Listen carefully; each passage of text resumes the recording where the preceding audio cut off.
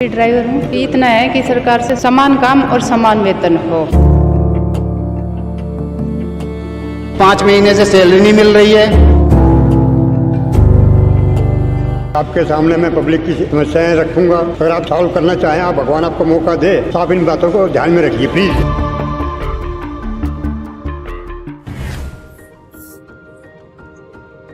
भैया मेरी माँ से मिलो। Mommy, he was driving me in the Uber car. So now he's taking me to the bus stand for some other work. चलिए।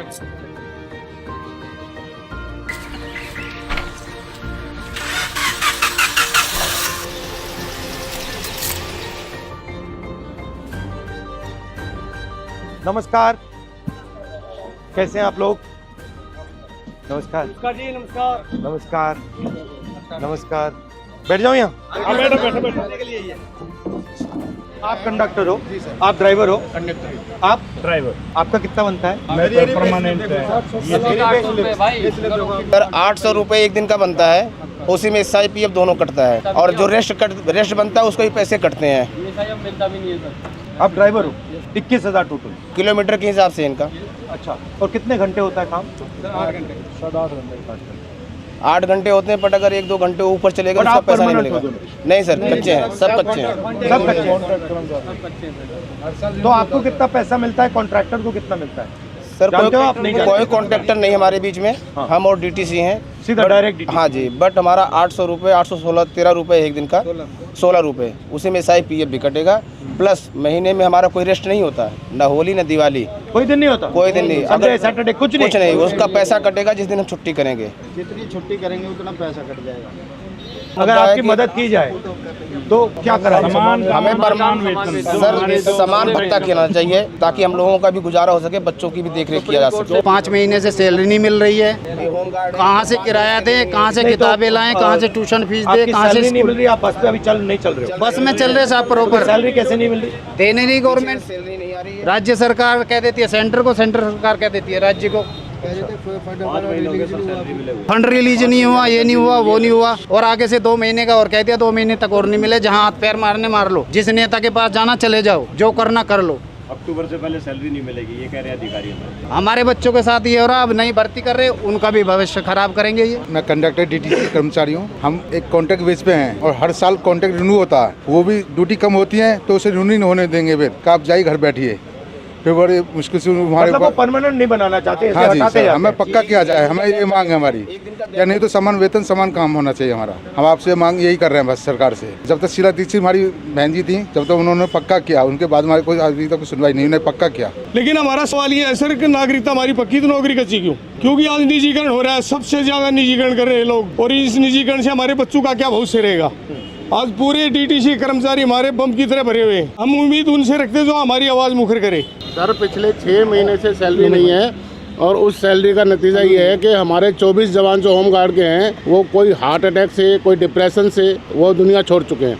और हमारी समस्या ये है सर कि हमें हर 6 महीने के लिए हमारे को एक्सटेंड किया जाता है। ऑलरेडी हम ट्रेंड हैं, ट्रेनिंग के बावजूद हम भर्ती हुए थे होम गार्ड के अंदर, और उसके बावजूद अभी 10,285 आदमियों की भर्ती निकाली है, और हमें जनवरी तक का टाइम दिया गया कि अब इस उम्र में, जिसमें हमारी एज सबकी 50+ हो चुकी है, अब इस एज में हमें कोई ना तो सिक्योरिटी में नौकरी देगा, ना ही कोई और नौकरी हमें मिल पाएगी। मैं भी ड्राइवर हूँ। बस इतना है कि सरकार से समान काम और समान वेतन हो। मैंने बताओ, इनकी उम्र इतनी ज़्यादा हो गई, अब ये क्या करेंगे? दूसरी नौकरी देखने के लायक भी नहीं छोड़ा इनको। बस यही है कि समान काम और समान वेतन हो। ये प्राइवेटाइजेशन जो हो रहा है, इसका फायदा किसको मिल रहा है? इसका फायदा उद्योगपतियों को मिल रहा है, टॉप वालों को, उद्योगपतियों को मिल रहा है।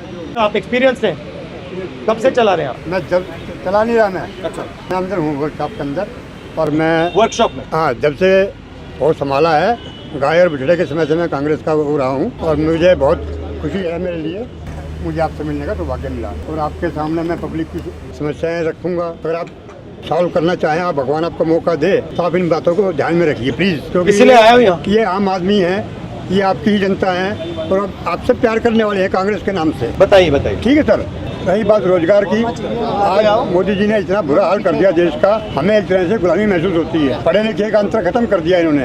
अनपढ़ मजदूर 18 से 20 हज़ार लेता है, पढ़ा लिखा 25,000 लेता है। हम एक आम आदमी हैं जो पूरी ज़िंदगी नौकरी करने के बाद अपने बच्चों को एक अच्छी शिक्षा दिलवाते हैं कि बच्चा कहीं सेटल हो जाएगा, लेकिन अंत में उसको भी 30,000 35,000 ही मिल पाते हैं।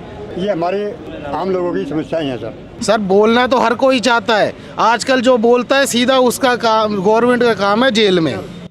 डर फैला हुआ है। पब्लिक के दिलों में डर फैला हुआ है। आप लोग पैसा बचा पाते हो या बिल्कुल बिल्कुल नहीं सर, बिल्कुल नहीं। और अगर आप कहीं बस पे जाओ तो आपको पैसा देना पड़ता है या आपके पास पास होता है? आपके पास पास ऐसा कुछ नहीं है जो आप बस में फ्री जाओ। तो धन्यवाद आपका। नमस्कार ब्रदर, कैसे हो? तो अपने अपने बारे में बताओ, बच्चे कैसे हैं, क्या हो रहा है, फैमिली कैसी है, काम कैसा होता है? मेरी ड्यूटी 12:50 से स्टार्ट होती है। मैं यमुना पार्क से आता हूँ, पर हालांकि डिपो तो बहुत दूर पड़ता है। कैसे आते हो? मैं बस से ही ट्रेवल करता हूँ सर। जो हमारा कांटेक्ट है ना सर, उसमें दिक्कत, कांटेक्ट लेबर है एक तरीके से। अच्छा, हाँ जी, कॉन्ट्रैक्ट लेबर हो, कभी भी निकाल दिया जाता है? हाँ जी, 1 ईयर का कॉन्ट्रैक्ट होता है हमारा। हाँ जी, हर साल रिन्यू होता है सर। और आपका कॉन्ट्रैक्ट डीटीसी के साथ होता है या किसी बिचौले के साथ? नहीं, डीटीसी से डायरेक्ट। बट ये हम तो एक अपना फ्यूचर सिक्योर करने के लिए परमानेंट जॉब चाहते हैं। ये आपका सरोज नगर मार्केट होते हुए और ये सफदरजंग हॉस्पिटल होते हुए जाए। अच्छा लगा आपका सब प्रोग्राम अभी क्या है? बस कंडक्टर से, बस ड्राइवर से बात कर रहा था। मैं देख रहा था इनकी मतलब मुश्किलें क्या है, प्रॉब्लम क्या है, थोड़ा समझना चाह रहा था। क्योंकि मैं पहले जो ट्रेन ड्राइवर्स थे उनसे मिला था, तो फिर बस ड्राइवर ने मुझे कहा कि बस ड्राइवर से भी आपको मिलना चाहिए, उनकी भी समस्या है।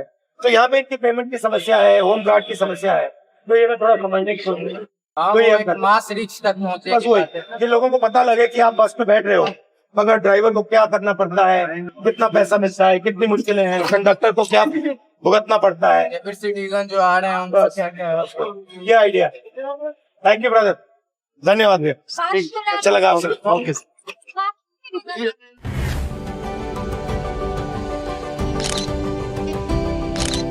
Thank you.